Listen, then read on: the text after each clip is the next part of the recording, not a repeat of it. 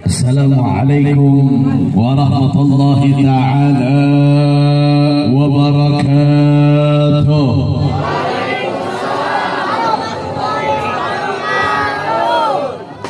Alhamdulillah.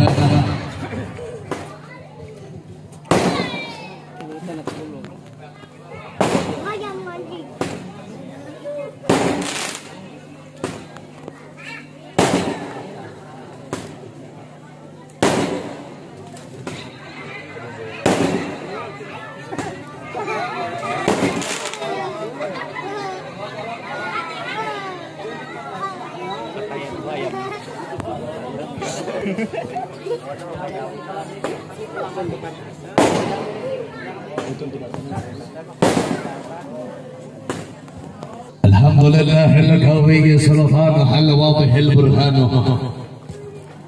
al-mabsut fil wujudi karamuhu wa ihsanuhu.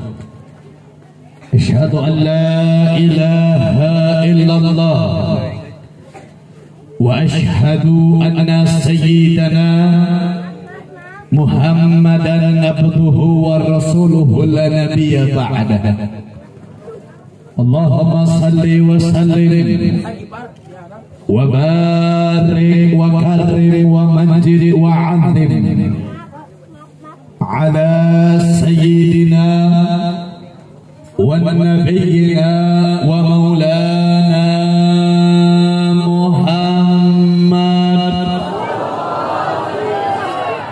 sayyidil mi'raj sayyidil ardi was samawat صاحب البشرى صلاة تبثرون بها وأهلنا وأولادنا وجميع مشايخنا ومعلمنا وطلبتنا وطالبتنا من يومنا هذا إلى يوم الآخر.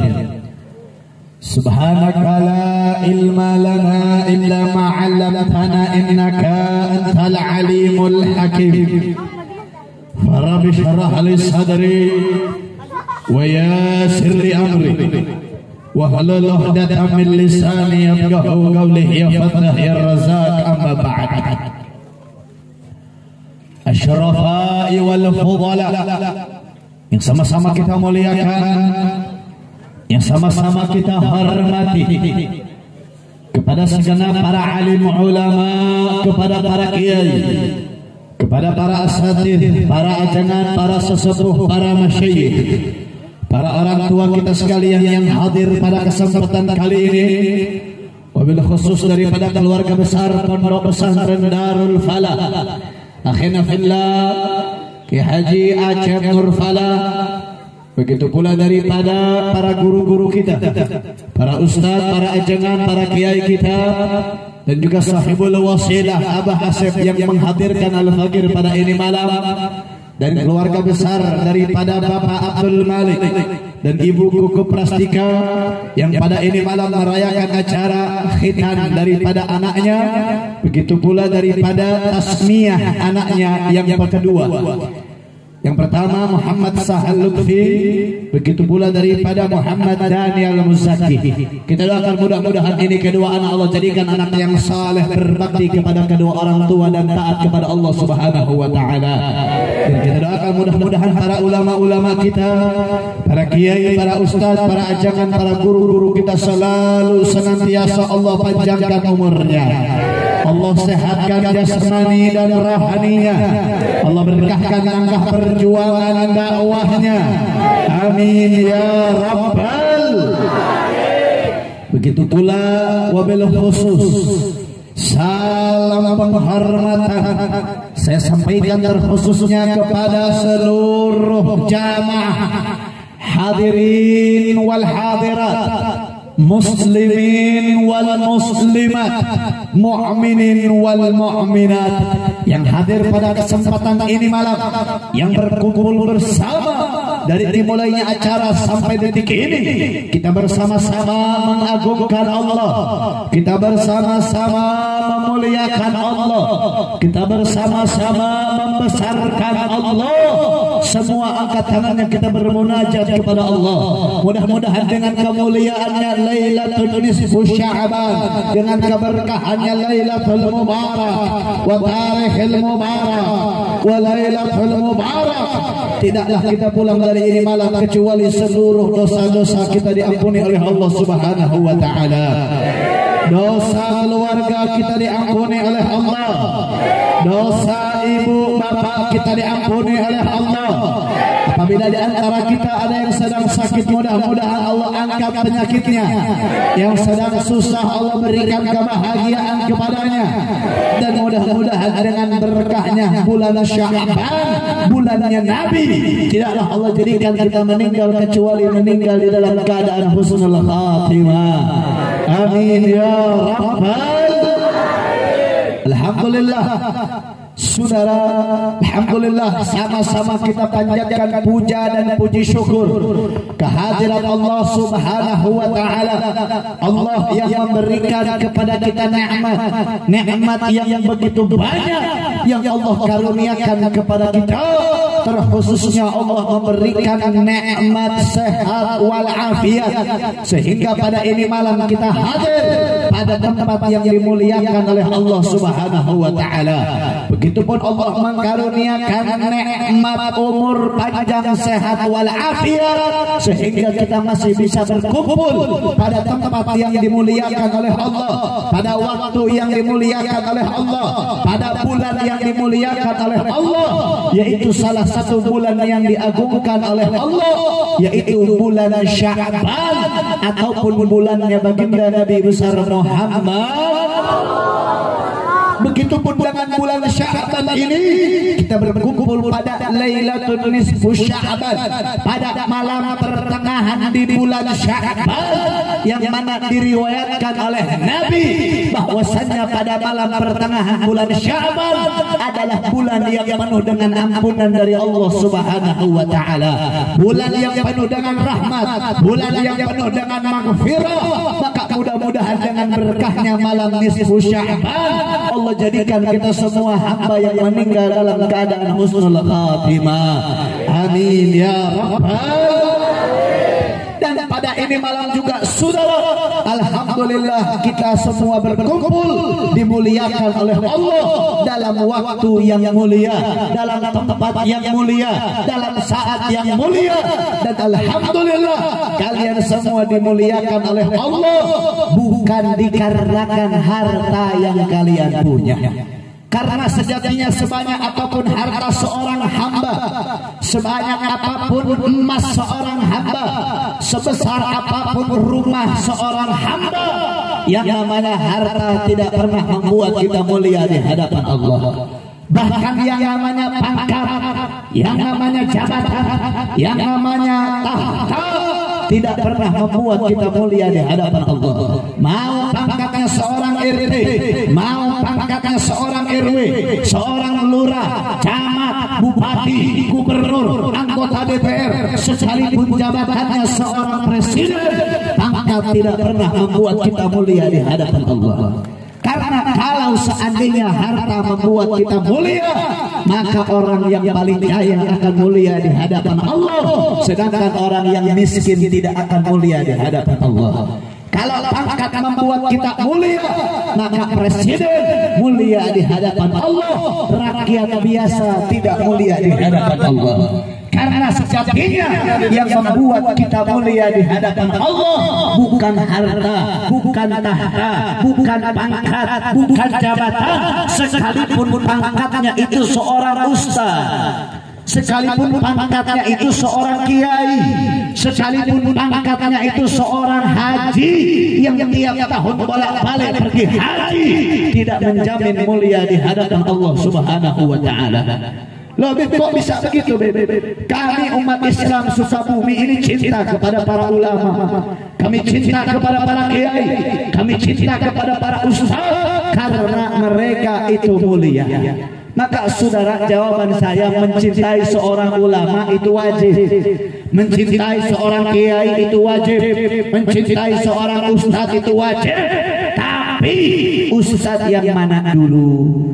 Kiai yang seperti apa dulu yang boleh kita cintai dan jangan sampai kita cintai. Karena maaf, zaman sekarang kalau mau jadi ulama gampang, mau jadi ustadz gampang.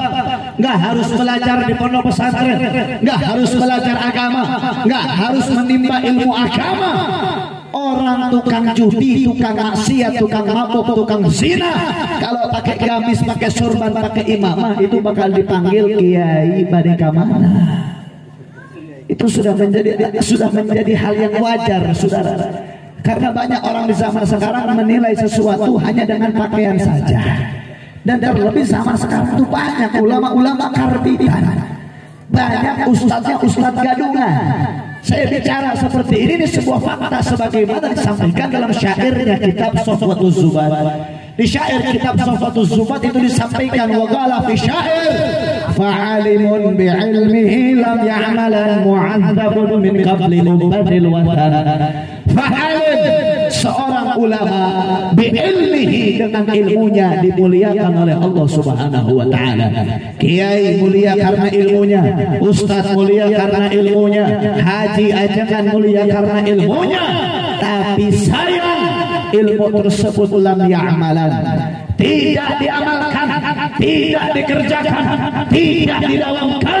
Bahkan banyak di zaman sekarang ulama-ulama yang bukan menghidupkan agama tapi mencari hidup di dalam agama. Mereka bukan mensyiarkan Allah, mereka bukan mensyiarkan Nabi, tapi mereka mencari kesenangan di dalam agama. Maka apa yang terjadi? Saudara, mu'adzab min qabli ubadil watan, akan diazab oleh Allah sebelum orang yang menyembah berhala. Na'udzubillahi min. Terlebih maaf, saya bicara seperti ini fakta, saudara. Ini bukan omong kosong belaka, ini fakta. Masih di Jawa Barat, gak usah jauh-jauh, di kota Bandung sana ada seorang yang katanya ulama. Dia dipanggil kiai, dipanggil ustaz, dipanggilnya ulama. Dia punya pondok pesantren yang besar, punya santri yang banyak. Tapi sayang, santriwatinya diperkosa secara bergilir, saudara. Na'udzubillahi min. Coba saya tanya, kalau ada ulama tukang cabul, ulama tukang memperkosa santri, ulama seperti itu muliakan atau jangan? Muliakan atau jangan? Ya, lamun di kampung ieu aya ulama kos kitu cek ke leher nepi ka paeh, saudara. Na'udzubillahi min. Terus kalau bukan karena pangkat, kalau bukan karena jabatan, kalau bukan karena harta, lalu kita ini dimuliakan oleh Allah karena apa, Bib? Maka jawabannya sebagaimana firman-Nya Allah Subhanahu wa taala di dalam Al-Qur'an. Allah berfirman, wa qala Allah taala, qul bi fadlillahi wa birrahmati fabidzalika falyafrahu. Yang artinya qul, katakanlah, bifadlillah, dengan kemuliaannya Allah, wa birrahmati, dan juga kasih sayangnya Allah, fabidzalika falyafrahu, dengan kedua perkara tersebut falyafrah, bergembiralah kalian, berbanggalah kalian, bersenang-senanglah kalian dengan kedua perkara tersebut. Apa kedua perkara tersebut? Yang pertama adalah fadlullah ataupun kemuliaan Allah. Saudara-saudari, kalau kita mau bahas kemuliaan Allah itu banyak. Allah punya kemuliaan yang tiada tara. Allah ciptakan surga dengan nikmatnya, itu kemuliaan Allah. Allah ciptakan manusia, binatang, hewan, itu kemuliaan Allah. Allah ciptakan dunia dengan indahnya alam, itu kemuliaan Allah. Allah ciptakan gunung, bukit, lautan, itu kemuliaan Allah. Lalu kemuliaan Allah yang mana yang dimaksudkan di dalam ini ayat? Maka ayo sama-sama ketika kita baca Al-Quran, kita belajar Al-Quran, kita kaji Al-Quran, kaji juga yang namanya ilmu tafsir. Apa itu ilmu tafsir? Ilmu tafsir adalah sebuah ilmu untuk menerangkan intisari ataupun makna setiap firman-Nya Allah Subhanahu wa taala. Ini mungkin di sini ada santriawan, ada santriwatinya juga. Kalian di pondok sudah pasti belajar yang namanya ilmu tafsir. Ada banyak kitab-kitab tafsir yang rata-rata itu dipelajari di pondok pesantren. Kitab tafsirnya adalah tafsir Jalalain. Betul atau tidak? Dan ada juga kitab tafsir sebanyak. Ada kitab tafsir Jailani, ada kitab tafsir karangan Al-Imam Fakhruddin Ar-Razi, ada kitab tafsir karangan Al-Imam Baghawi, ada kitab tafsir karangan Al-Imam Ibnu Jarir At-Tabari, ada kitab tafsir karangan Al-Imam Ibnu Katsir. Maka untuk menjelaskan ini ayat, saya bawa dua kitab. Yang pertama kitab tafsir Ma'alimut Tanzil, itu kitab karangan Al-Imam Baghawi. Yang kedua kitab tafsir Jami'ul Bayan, itu kitab karangan Al-Imam Ibnu Jarir At-Tabari. Yang mana dalam kedua kitab tafsir tersebut dan juga kitab-kitab tafsir yang lain menerangkan dan menjelaskan mengenai yang namanya fadlullah ataupun kemuliaan Allah.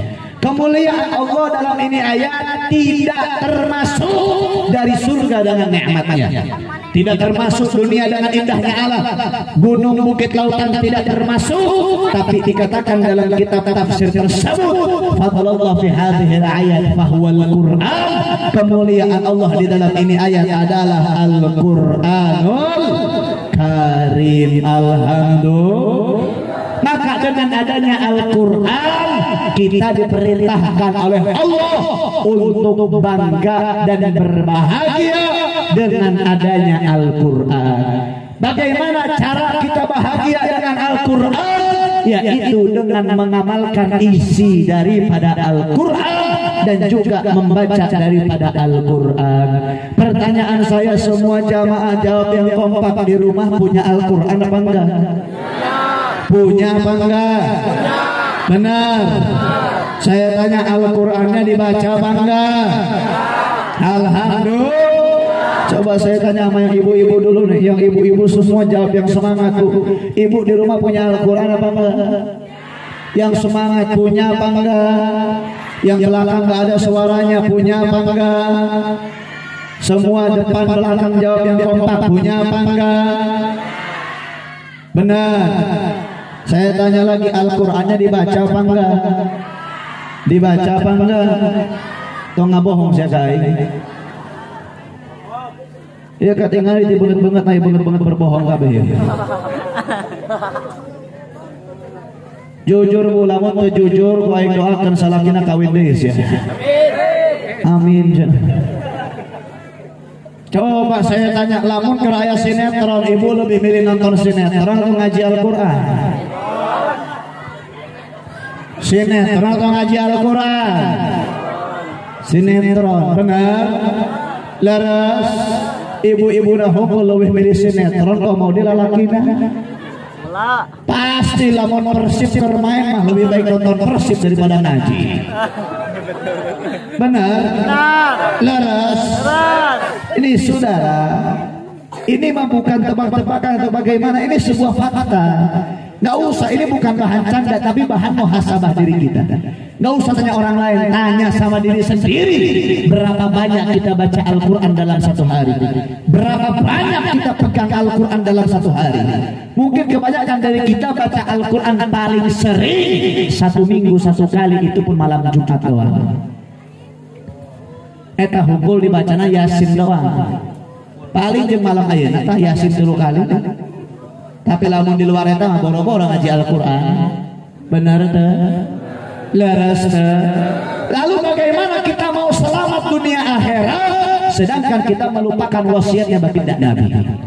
Nabi tidak mewasiatkan harta, Nabi tidak mewasiatkan harta, tapi kita tiap hari dari pagi sampai malam mati-matian kita kejar harta.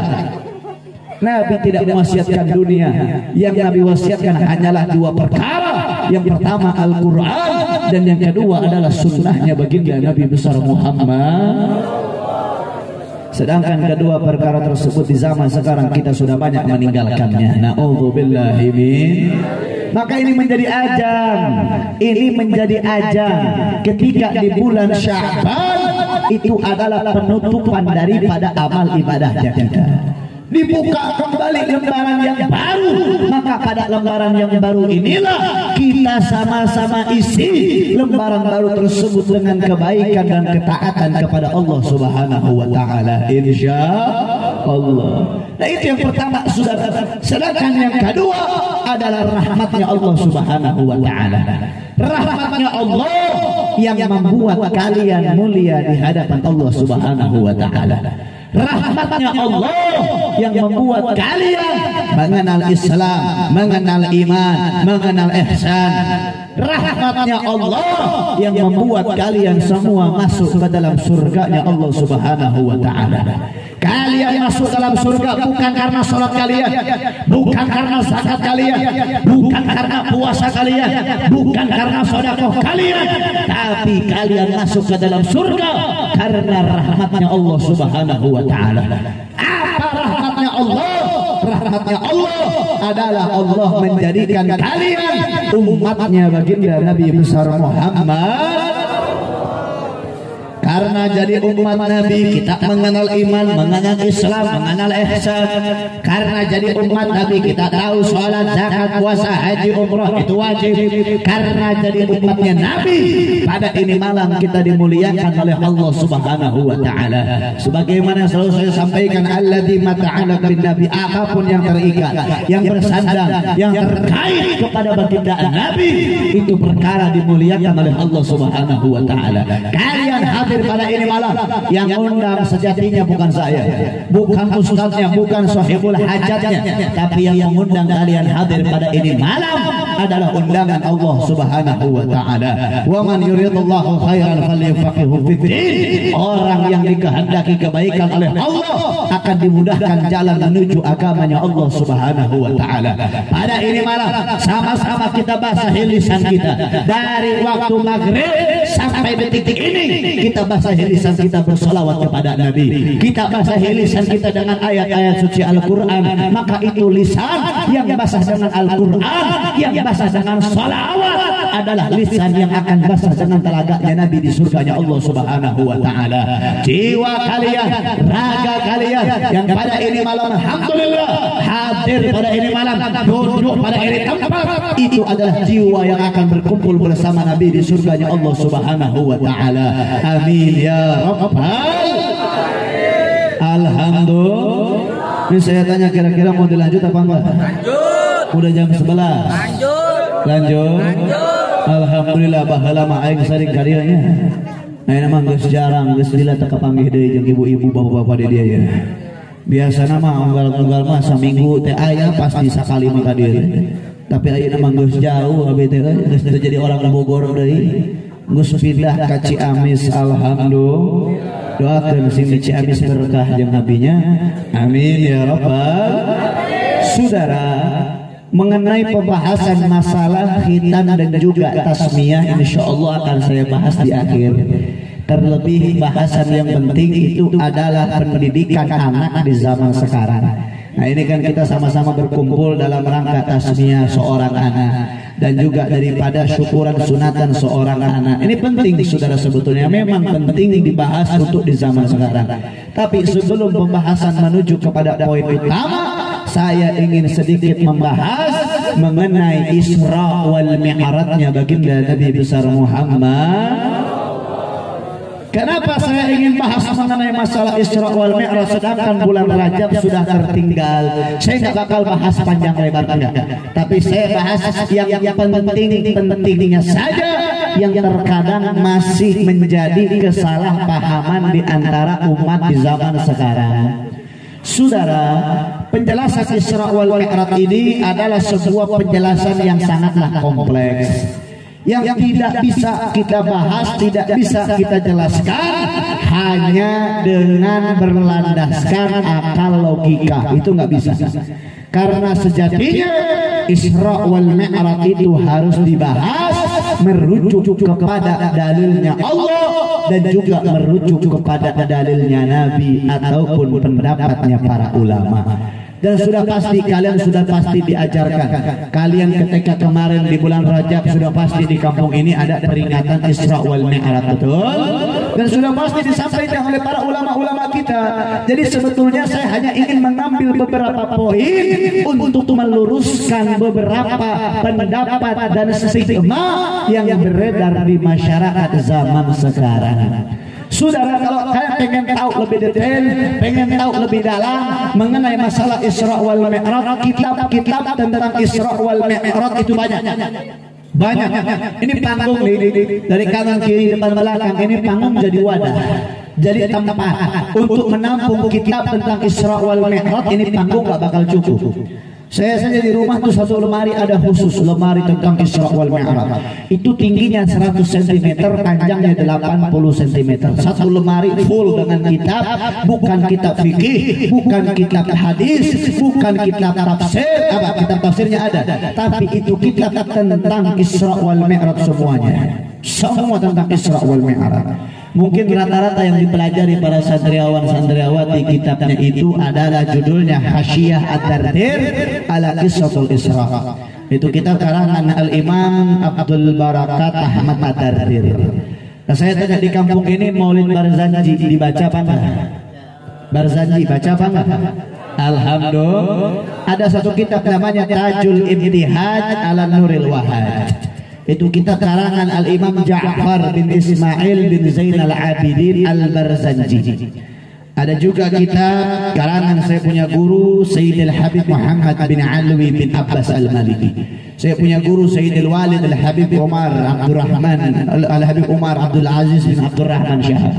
Beliau itu salah satu daripada muridnya Abu Ya Al-Maliki, dan Abu Ya Al-Maliki itu mengarang sebuah kitab tentang Isra wal Mi'raj. Judul kitabnya adalah Anwarul Bahiyah fi Qissatul Isra Khairil Bariyah. Ada juga kitab karangan Imam As-Suyuti, judul kitabnya Al-Ayatul Kubra fi Syarah Qissatul Isra. Ada juga kitab As-Sirraj Al-Wahaj fi Haqaiqil Mi'raj. Itu kitab karangan Al-Imam Abu Ishaq Muhammad ibn Ibrahim An-Nu'mani Asy-Syafi'i. Ada juga kitab Al-Mi'raj. Itu kitab karangan Al-Imam Abdul Karim Abu Qasim Al-Qusairi. Ada juga kitab Ar-Risalah fil Mi'raj. Itu kitab karangan Al-Imam Muhammad ibn Ali Abu Hasan Al-Lahmi. Dan kitab-kitab yang lain, masih banyak kitab-kitab yang lain yang menerangkan Isra wal Mi'rajnya baginda Nabi besar Muhammad. Kalau nggak salah 3 poin saja yang saya bahas mengenai Isra wal Mi'rajnya Nabi. Kalau kita tahu Nabi itu Isra wal Mi'raj sebagian malam atau satu malam? Sebagian malam. Tidak usah saya jelaskan lagi. Saya tanya lagi, Nabi Isra wal Mi'raj pakai kendaraan apa namanya? Buraq. Kalau kalian bilang Nabi Isra wal Mi'raj pakai kendaraan buraq, maka jawabannya benar. Tidak salah, tapi kurang tepat. Karena ulama yang berpendapat Nabi Isra wal Mi'raj pakai buraq, ulamanya sedikit. Jadi tidak bisa dijadikan sebagai pendapat yang kuat. Kita umat Islam mayoritas itu harus mengikuti jumhur wal masyhur, harus mengikuti pendapat yang banyak, harus mengikuti pendapat yang kuat. Jadi yang paling betul Nabi itu menggunakan buraq hanya ketika Isra-nya saja. Baru Nabi pakai buraq. Ketika Mi'raj Nabi tidak pakai buraq. Terus kalau nggak pakai buraq itu bagaimana ceritanya? Terus kok hanya Isra doang? Emang apa bedanya?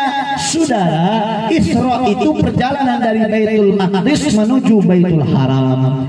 Sedangkan dari Baitul Haram menuju Baitul Maqdis. Kalau dari Baitul Maqdis menuju Sidratul Muntaha, Nabi tidak pakai buraq. Jadi kalau Isra itu perjalanannya lurus, kalau Mi'raj itu perjalanannya naik. Nabi pakai buraq hanya dari Baitul Haram sampai Baitul Maqdis. Parkir buraqnya di Baitul Maqdis. Dari Baitul Maqdis menuju Sidratul Muntaha, Nabi tidak pakai buraq. Terus kalau nggak pakai burung naik ke langitnya bagaimana? Maka jawabannya ketika Nabi Mi'raj, Nabi menggunakan Mi'rajnya itu sendiri. Apa Mi'raj itu?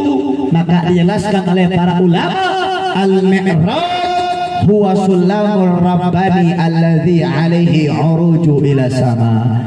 Mi'raj itu adalah sulamur rabbani, tangganya Allah yang Allah ciptakan khusus untuk baginda Nabi berjumpa dengan Allah Subhanahu wa taala. Jadi pendapat ulama yang paling banyak dari ulama ahli tafsir, ulama ahli hadis sepakat Nabi menggunakan buraq hanya ketika Isra, ketika Mi'raj Nabi menggunakan sulamur rabbani. Alhamdulillah. Kira-kira sampai sini jelas? Sampai sini paham? Alhamdulillah. Saudara, saya tanya, kita punya Nabi mulia atau tidak? Kita punya Nabi agung atau tidak? Saya tanya umat Islam yang hadir pada ini malam, cinta sama Nabi? Betul? Yakin? Tapi subhanallah, banyak umat yang mengaku cinta kepada Nabi tapi kurang ajar sama Nabi, gak punya akhlak sama Nabi. Dan ini sebetulnya klimaks yang ingin saya bahas, saudara. Jadi kemarin saya melihat ada salah satu ceramah seorang ustadz dai kondang, mungkin orang Jawa Barat, saya nggak tahu orang mana, saya juga nggak kenal, tapi saya nggak bakal sebutkan nama ustadznya. Dia ceramah, subhanallah. Ketika saya dengar ceramah ini orang, saya langsung berspekulasi. Oh, ini ketahuan mondoknya dulu cuma 2 bulan, kabur dari pondok jadi kiai, kabur dari pondok langsung jadi ustaz. Kenapa? Karena ketika menjelaskan ilmunya Allah tidak melandaskan dalil, tapi melandaskan akal logikanya. Dia ceramah tentang Isra Mi'raj, saudara.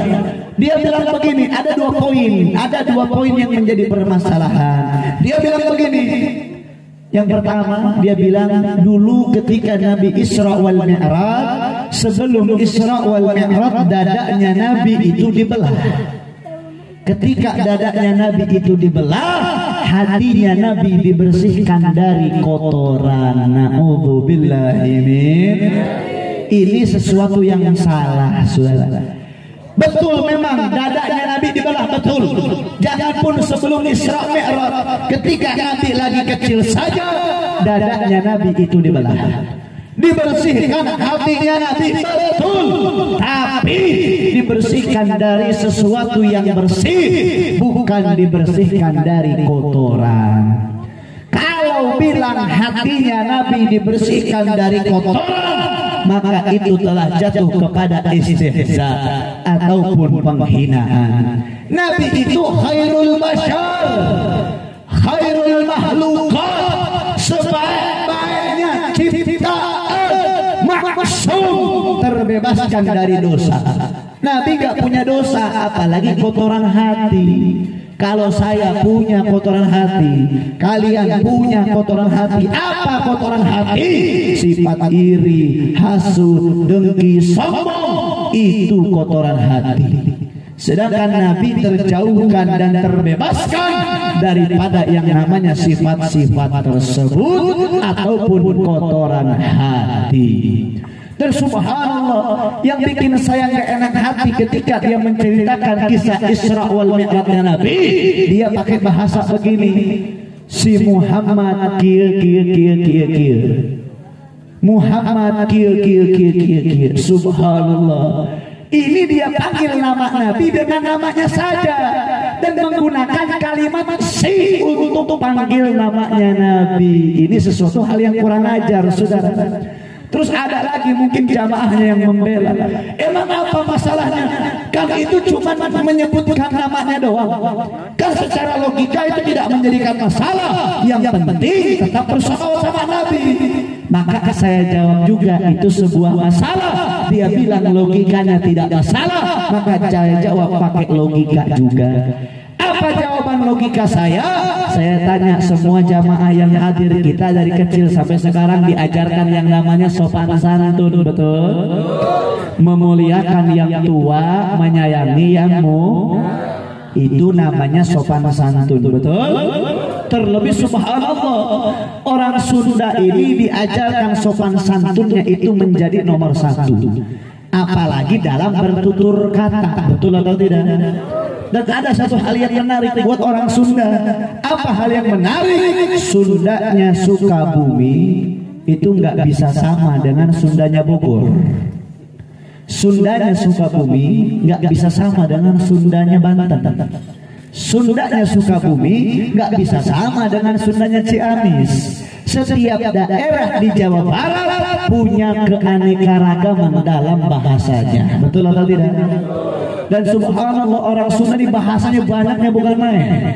Mungkin ibu-ibu kalau yang masih ingat ceramah saya ke belakang lalu, saya nggak bisa, jarang saya kalau ceramah, bahkan kalau pakai bahasa Sunda tuh nggak ada. Ceramah saya pasti pakai bahasa Indonesia. Tapi alhamdulillah ayeuna mah aing bisa ngomong Sunda. Khotam aing bahasa Sunda gara-gara aing tinggal di Ciamis. Dan subhanallah, ketika saya belajar bahasa Sunda ada satu hal yang menarik. Bahasa Indonesia satu, kalau sudah masuk bahasa Sunda banyaknya bukan main. Contoh apa? Makan. Makan itu bahasa makan itu bahasa Indonesia. Kalau masuk bahasa Sunda, Sundanya makan tuh banyak. Apa bahasa Sunda makan? Dahar, jajablok, babadog, lolodog, nyatu, tetegi. Apa lagi bahasa di sini apa? Daang, tuang, mam, ngaudut, nada, apa lagi? Ngabacok. Ya udah, itu aja udah nyampe 10 bahasa. Itu saja sudah ada 10 bahasa. Padahal artinya sama-sama makan, betul? Tapi coba saya jadikan contoh. Saya ngomong sama kiai di sini. Kiai mangga babadog heula. Kiai mangga jajablog heula. Kira-kira pantas apa enggak? Pantas apa enggak? Kurang ajar apa enggak? Kurang ajar. Sama kiai saja harus pakai bahasa yang halus, kok sama Nabi nggak bisa pakai bahasa halus? Betul atau tidak? Sampai sini jelas? Nah, ini bakal menjadi kesalahpahaman. Kadang memang kita dengerin aja. Untuk ditelan sama kita enggak. Nah, ini makanya harus ada beberapa poin yang diluruskan. Dan juga saudara ikhwan rahimakumullah, sampailah ada satu hal yang menarik ketika Nabi di langit yang pertama. Nabi sampai di langit yang pertama, Nabi itu ketika sampai di langit yang pertama berjumpa dengan Nabi Adam alaihi.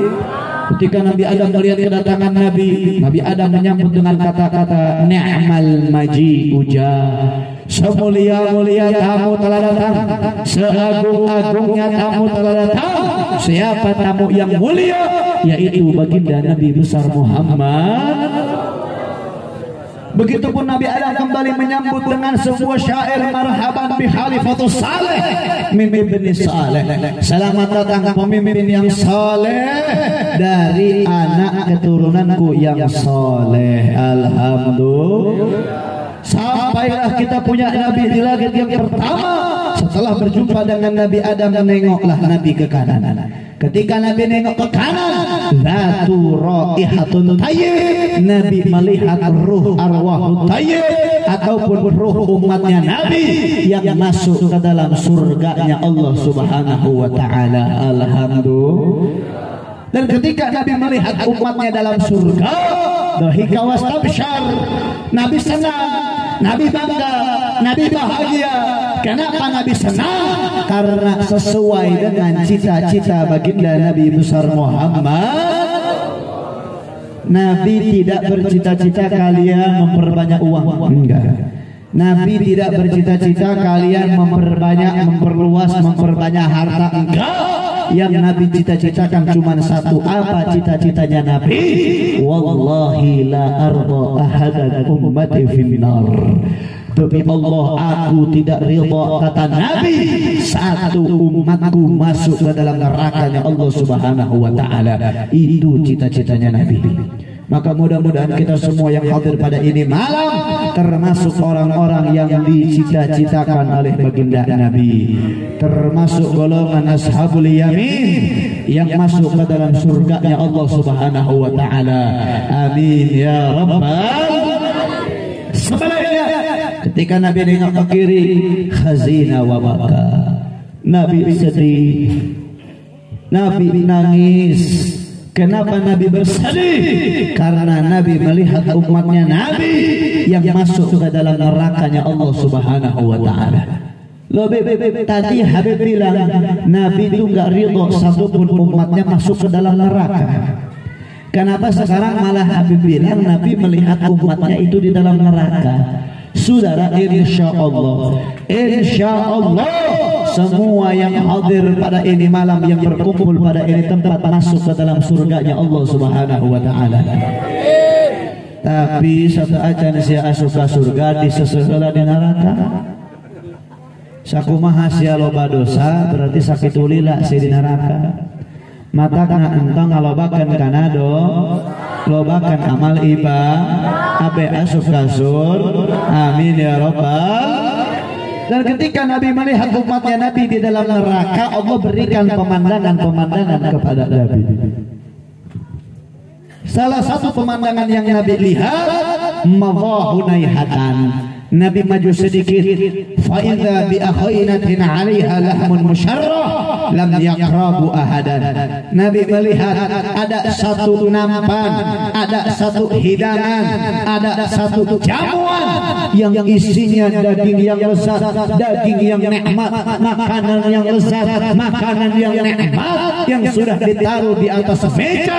Tapi sayang, lam yaqrabu ahadan, tidak ada satupun umatnya Nabi yang mendekati daripada nampan tersebut. Ada prasmanan makanan semua tapi nggak ada yang ngambil. Sedangkan di sisi lain Nabi melihat fa idza bi akhinatin 'alaiha lahmun qad arwaha wa ankan.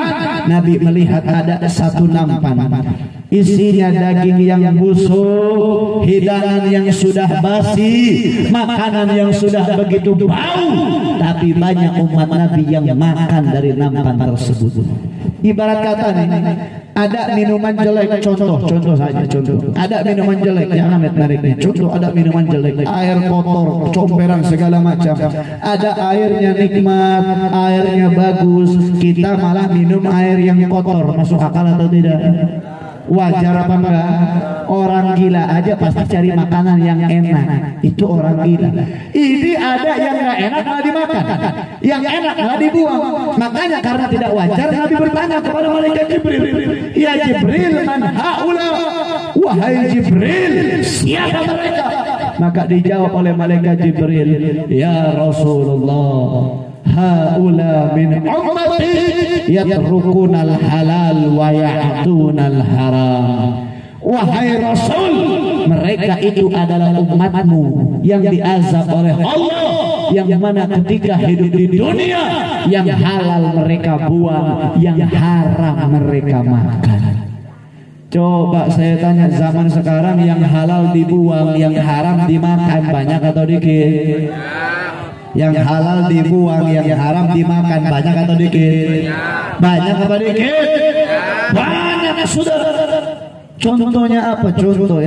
Ada seorang suami di dekat Pelabuhan Ratu, dia kerjanya nelayan, jualan ikan di pasar. Hasil jualan ikannya halal apa haram? Halal apa haram?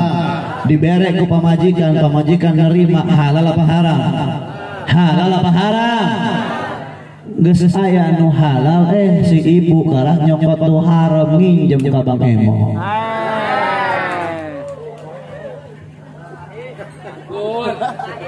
Benar teh? Leres teh? Di Bantar Gadung aya Bang Emo? Aya panten? Aya panten? Bener. Coba saha wae nu nginjem ka Bang Emo angkat tangannya.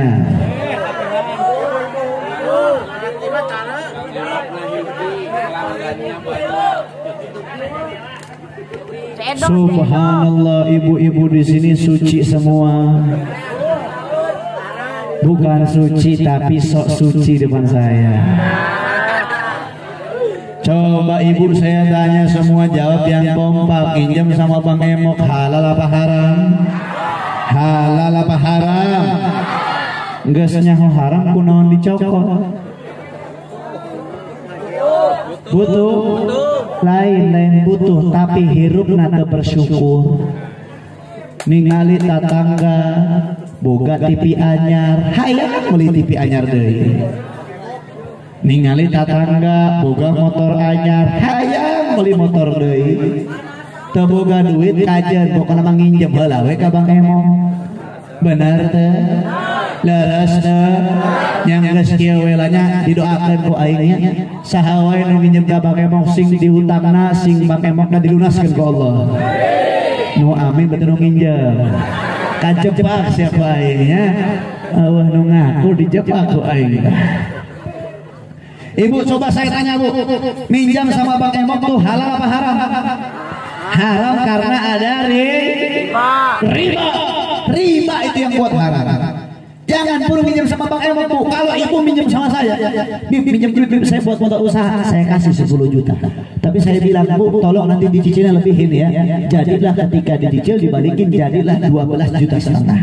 Tidak sesuai dengan nominal pinjaman, maka itu adalah bunga itu riba itu haram. Haram Bu. Ibu tahu nggak dosa orang yang riba itu apa? Tahu nggak? Nggak tahu, makanya minjem. Coba lah nyaho dosa moal minjem ke Bang Emok, bener? Bu, yang ngomong bukan saya Bu, yang ngomongnya Nabi ini, yang ngomong Nabi.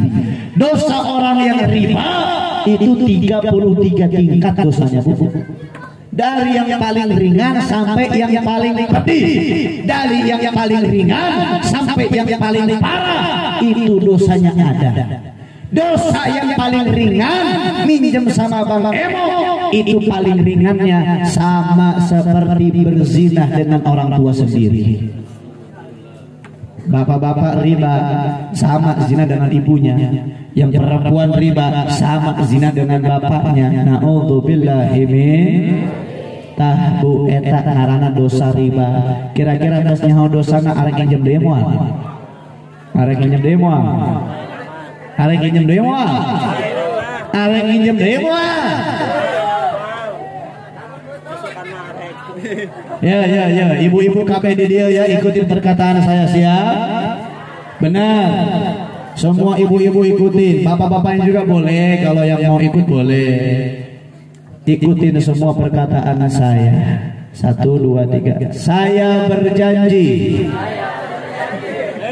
Tuh, kan Bu. Berarti hayang minjem deui. Coba ibu-ibu khusus, ibu-ibu khusus, saya berjanji. Tahu?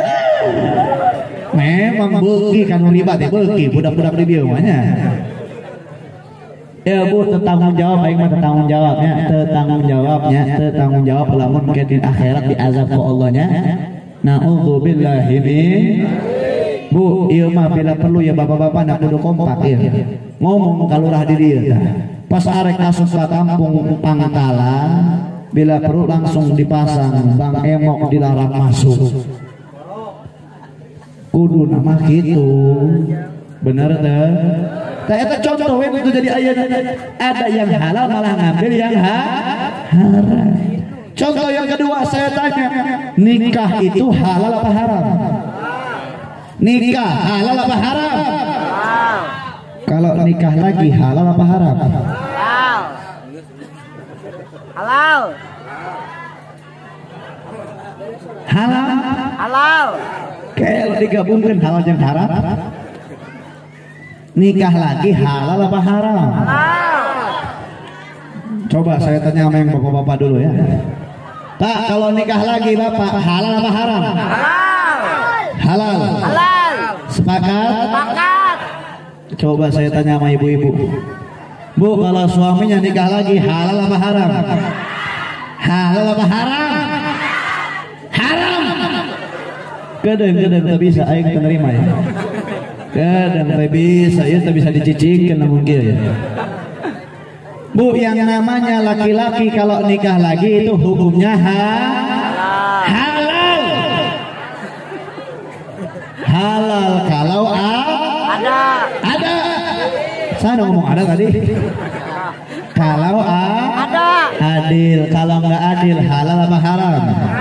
Nah, tapi saya tanya ibu-ibu, kalau suaminya nikah lagi boleh apa jangan? Boleh. Boleh apa jangan? Jangan. Jangan. Saya tanya yang laki-lakinya, yang suaminya, yang bapak-bapaknya mau nikah lagi apa enggak? Mau apa enggak? Mau.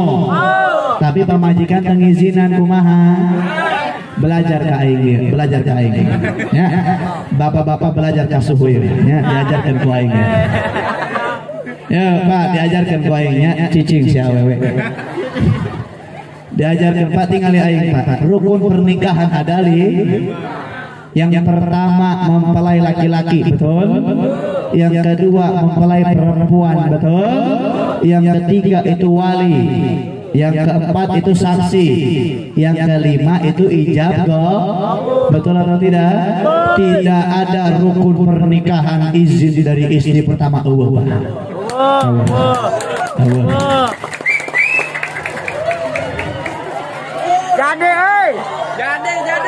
Terus Pak, dengerin aingnya, dengerin aing Pak ya. Bapak-bapak dengerin, tong sieun ka pamajikan Pak. Dengerin aing, lebih baik minta maaf daripada minta izin. Soalnya saya lah meminta izin tapi kapaehnya mau diizinan. Tapi lah meminta maafnya geus kumaha dia tuh geus terlanjur. Benar teh? Benar. Laras teh? Tingali banget ibu-ibu langsung merasang kabeh ka aing. Langsung banget hasut kabeh teh tingali teh. Wah, iya banget emosian ka aing ya. Amun eta mah banget selfie teh tiluan dah. Sia di acara lain dengeng gara selfie we gawe sia teh nya. Parawan ebel sia mah. Subhanallah. Ibu, saya tanya Bu, suaminya nikah lagi boleh apa jangan? Benar. Ada caranya biar suami tidak menikah lagi, mau tahu apa enggak? Benar. Rantai salaki sih ya. Moal nikah deh, moal hirup ya moal eta mah. Pae mah ya. Aya cara nu saeja nariknya ho.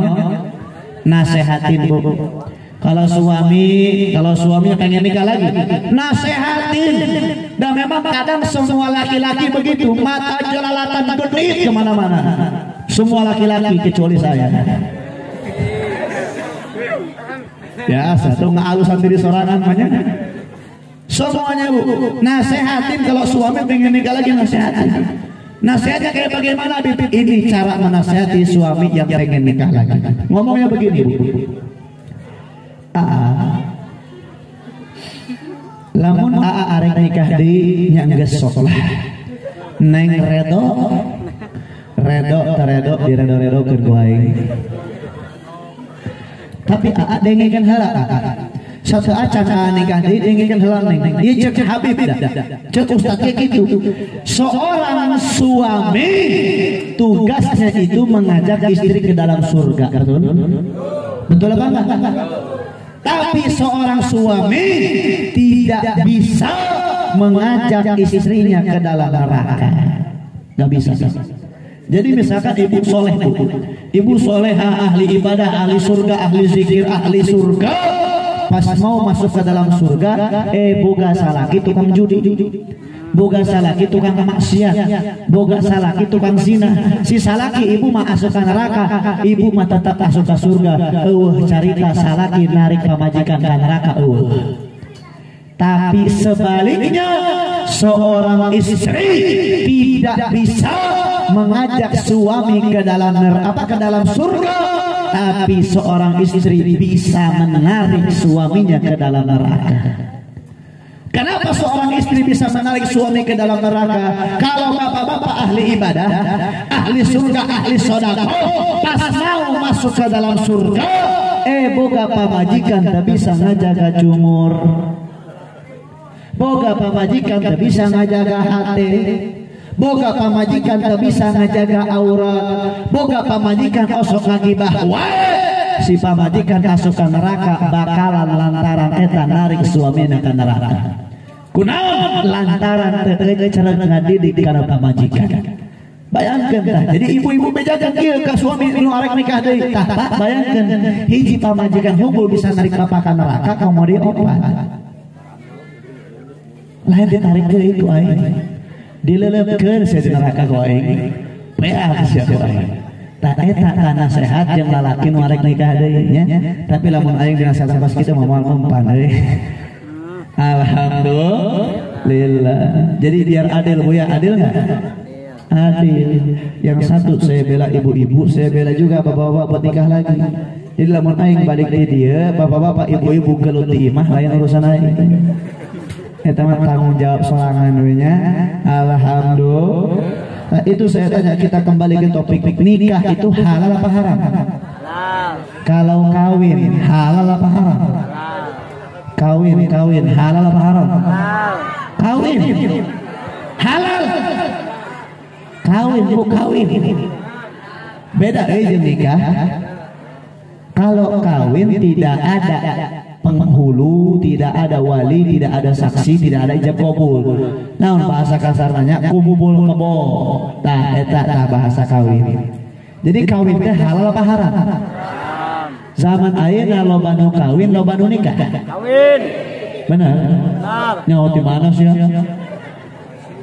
Ini sia nyaho loba nu kawin. Berita. Ya sia ngajawab antara sia pelaku atau nonton sia. Tapi emang fakta zaman ayeuna banyak perempuan yang sudah hamil di luar nikah. Betul. Ujung-ujungnya ngarayakeun acara nikahan biar kayak orang-orang nikahnya sah. Padahal pas lagi dipajang jadi pengantin udah hamil 2 bulan.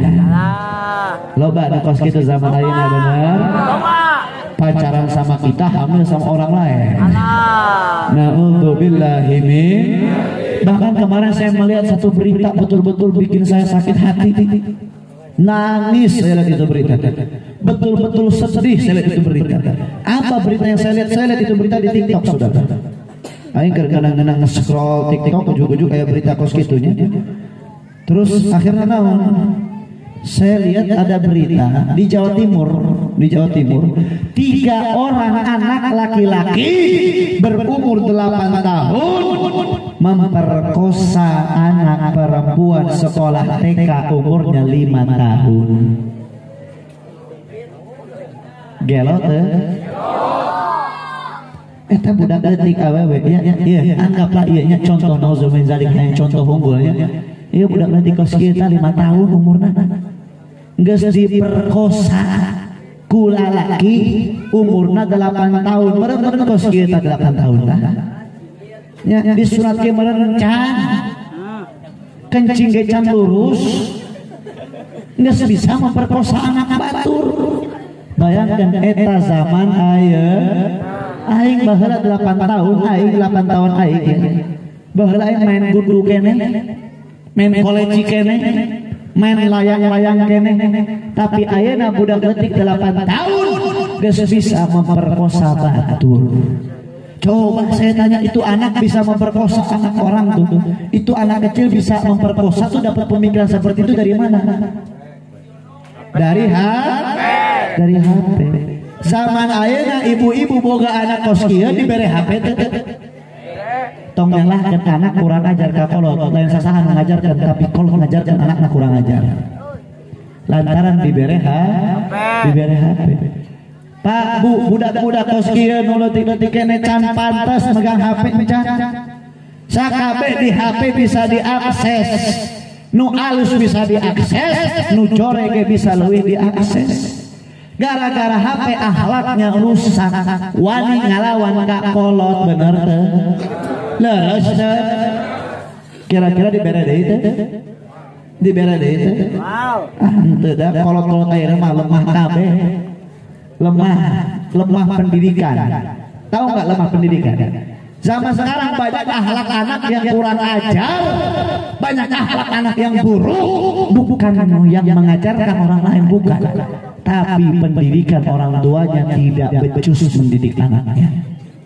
Bahkan banyak anak zaman sekarang orang tua punya anak perawan, tapi anaknya udah nggak perawan lagi, udah ada juga yang hamil di luar nikah. Jangan salahin pergaulan, jangan.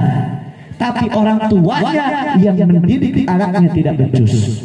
Memang pergaulan juga merusak, tapi landasan utama seorang anak bisa rusak karena orang tuanya juga rusak, nggak becus mendidik anak. Makanya bapak-bapak, ibu-ibu sekalian, beda. Coba bayangin dengan zaman bapak-bapak dulu waktu masih kecil. Jangan zaman bapak deh, zaman saya waktu masih kecil, Bu, Pak, ini saya sedikit cerita. Zaman saya waktu masih kecil, saya alhamdulillah kalau dikata prestasi memang prestasi, tapi alhamdulillah juga saya dari dulu bandelnya bukan main. Saya dulu subhanallah, ini saya cerita jangan sampai jadi contoh ya, bukan untuk menjadikan contoh, bukan. Saya tuh kalau seandainya nggak taat sama orang tua, nggak mau ngaji, nggak mau sholat, atau nggak meluangkan waktu untuk sholat, entar deh, apa yang orang tua saya lakukan? Itu orang tua saya punya senjata tajam, punya senjata andalan. Apa senjata andalan orang tua saya? Rotan. Dan rotan itu digebuk sama saya setiap saya nggak mau melaksanakan kebaikan, apalagi nggak mau sholat. Tapi zaman ayeuna kalau nitah anakna sholat, anakna embung karena sholat, kalau cicing teu wani ngahukum. Betul atau tidak? Betul. Lalu bagaimana anak-anaknya mau benar? Bagaimana anak-anaknya mau selamat dunia akhirat, sedangkan orang tuanya aja nggak becus mendidik anak? Pak, Bu, jangan jadi orang yang muflis, jangan jadi orang yang merugi. Nu ngaranna paeh tong kudu kolot, nu ngaranna paeh tong kudu ngora, tong kudu sahat, tong kudu jag-jag balik di dieu kapeleset di luhur paeh bisa. Eueuh nu nyaho eueuh. Tapi coba bayangkan lamun urang balik di dieu paeh, anak urang can bisa ngaji. Anak urang teu ecreuh ka agamana. Anak urang teu bisa kanu salatna. Iya, aya kisah nyata ini. Lain kisah batur, kisah aing boga murid ya. Aing boga murid itu. Dia kerja di Batam selama 8 tahun. Ketika dia kerja di Batam selama 8 tahun, 2 tahun pertama orang tuanya meninggal, ibunya meninggal. 2 tahun kedua ataupun 4 tahun ketika dia kerja, abahnya, ayahnya pun menyusul meninggal. Jadi ketika dia pulang ke Bogor itu dalam keadaan yatim piatu. Apa yang terjadi ketika dia datang ke Bogor? Dia bilang, "Bib, tolong antarkan saya ziarah. Saya mau ziarah ke orang tua saya." Saya bilang saat itu, "Maaf, saya nggak bisa. Karena saya memang ada panggilan dari guru saya yang tidak bisa saya kemana-mana kan." Saya bilang, "Udah, baca aja surah Yasin atau nggak zikir aja di makam orang tua." Apa yang terjadi ketika dia ziarah, dia pulang, dia ngomong sama saya, dia nanya sama saya, "Bib, gimana hukumnya?" Apa yang dia tanyakan? Anggap ini makam ibunya. Dia duduk di sebelah makam orang tuanya, dia duduk sambil menangis. Dia menangis sedih. Habis dia nangis, dia buka handphone, dia buka YouTube, dia cari Yasin tahlil lengkap, disetel dari YouTube, ditaruh tuh, dibacain dari HP buat orang tuanya. Bayangin, yang dalam kuburan bukan orang lain tapi diri kita sendiri. Bayangin, itu anak bukan anak orang lain tapi anak kita sendiri yang kita udah mati bakal mempertanggungjawabkan amal ibadah kita di hadapan Allah. Ngelihat anak di dunia yang masih hidup malah jadi beban kita menuju nerakanya Allah. Na'udzubillahi min. Nggak apa-apa, Pak, Bu. Anak-anak ini kalau anak-anak yang bercanda ngobrol begini, saya nggak marah, biarin mereka. Karena memang masanya mereka seperti itu. Mereka suka bercanda, mereka suka mengobrol dengan temannya, walaupun di pengajian, walaupun memang nggak bagus. Kalau bisa dikasih tahu, jangan berisik, bisa jangan kasih tahu. Tapi lebih baik mereka main di sini di pengajian daripada main di rental PS. Daripada mereka main yang nggak benar, daripada mereka main di HP terus-terusan main di HP sehingga akhlak seorang anak itu rusak. Makanya pendidikan yang paling penting di zaman sekarang bukan pendidikan sekolah. Saya mau fair-fairan aja, saya mau betul-betul aja. Apalagi kalau ibu bapak punya anak perempuan, mau sekolah SMA ke, mau sekolah kuliah ke, S1, S2, doktor, profesor, nggak bakal guna karena ujung-ujungnya juga dapur. Mau guna awewe, numpang penting na aku awewe pendidikan keagamaan. Apalagi apalagi laki-laki, maaf deh, cukup yang penting anak kita nggak bisa goblok-goblok bener, yang penting berhitung membaca dia bisa, sisanya masukin pondok pesantren, masukin pendidikan agama. SD ijazah bisa ditembak, betul? SMP ijazahnya bisa ditembak, betul? SMA ijazahnya bisa ditembak, betul? Tapi agama, ilmu agama bisa ditembak apa enggak? Bisa apa enggak? Enggak bisa. Jangan jadi orang yang muflis. Terlebih coba saya tanya, di zaman sekarang maksiat apa Bu yang enggak ada?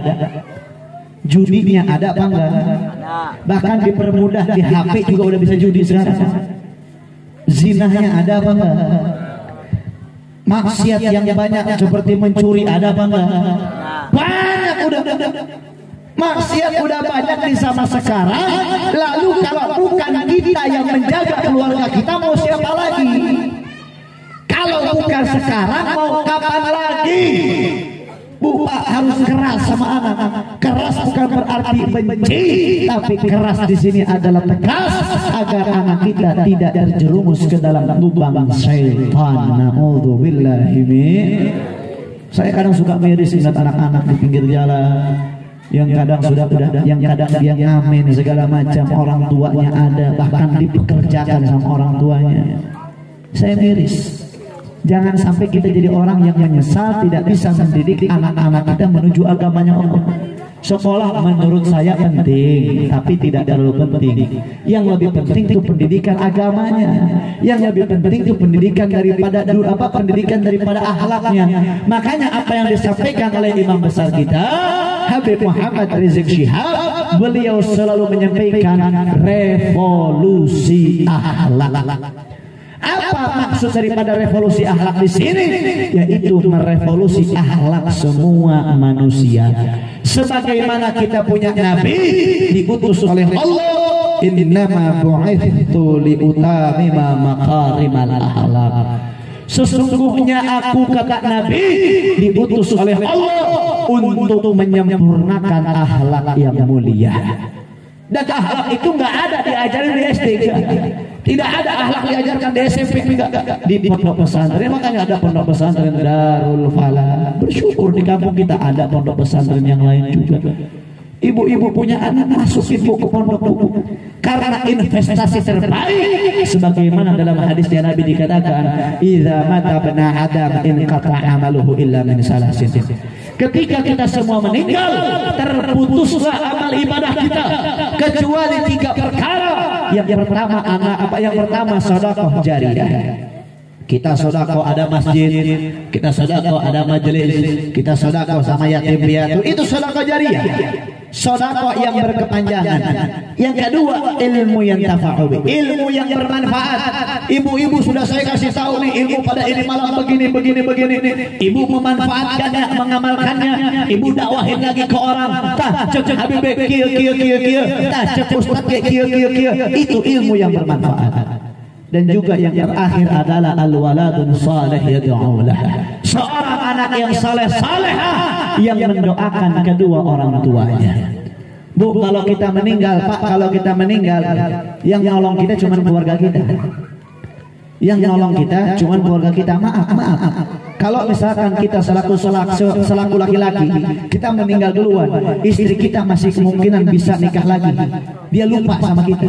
Kalau suami istri ibu meninggal duluan, suami mungkin bisa nikah lagi, lupa dengan kita yang di kuburan.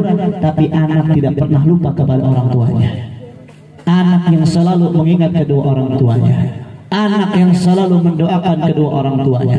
Lalu kalau anaknya ngaji aja nggak bisa, zikir aja nggak bisa, baca yasin tahlil aja nggak bisa, lalu apa manfaat kita di alam kubur kita? Sampai hari kiamat kita bakal disiksa oleh Allah Subhanahu wa taala. Na'udzubillahi min. Maka mudah-mudahan anak-anak kecil di sini, ya saya nitip, tolong jaga mereka, jangan sampai rusak. Bayangkan ya, tadi saya bilang kan, tahun sekarang aja 2022, itu berita tahun 2022, 8 tahun anak kecil bisa memperkosa seorang anak. Lalu bagaimana 20 tahun ke depan? Bagaimana 20 tahun ke depan? Bu, maaf, waktu saya zaman kecil saja, waktu saya umur sekitar ya 5 tahun kalau nggak salah, boro-boro main HP, Tiap hari sebelum maghrib, setengah jam sebelum maghrib saya sudah standby di musola. Betul-betul diajarkan kita buat ngaji. Tapi zaman sekarang anak-anaknya udah kenal HP. Padahal itu cuman kurang lebih hampir 23-25 tahun yang lalu. Itu udah berlalu 25 tahun, tapi anak-anak zaman sekarang udah kenal HP semuanya. Lalu bagaimana 20 tahun ke depan? Ibu sudah nggak ada, bapak sudah nggak ada, anak-anak ibu bapak sudah pada besar. Lalu bagaimana nasib mereka?